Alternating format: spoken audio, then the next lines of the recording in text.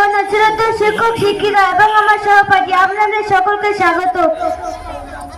আমি আমার এবং সকল মায়েরা অবিলম্ব প্রথমে এখানে উপস্থিত সকল মাকে জানাই আমার স্বাগত ও ভালোবাসা। মা ছোট্ট একটা শব্দ, কিন্তু এই শব্দের মধ্যে লুকানো আছে সব মায়ের স্নেহ, আদর, মৃত্যু, ভালোবাসার কথা।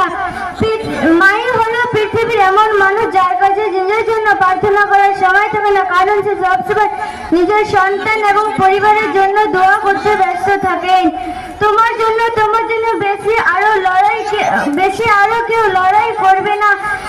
পৃথিবীর সবাই যদি তোমাকে ছেড়ে চলে যায়, তবু তোমার মা কিন্তু তোমাকে ছেড়ে যাবে না। তার সাথে কঠিন কথা বলা না, যে তোমাকে কথা বলা শিখেছে। মা পৃথিবীর শ্রেষ্ঠতম শব্দ। এই বলে আমি আমার বক্তব্য শেষ করছি। ধন্যবাদ।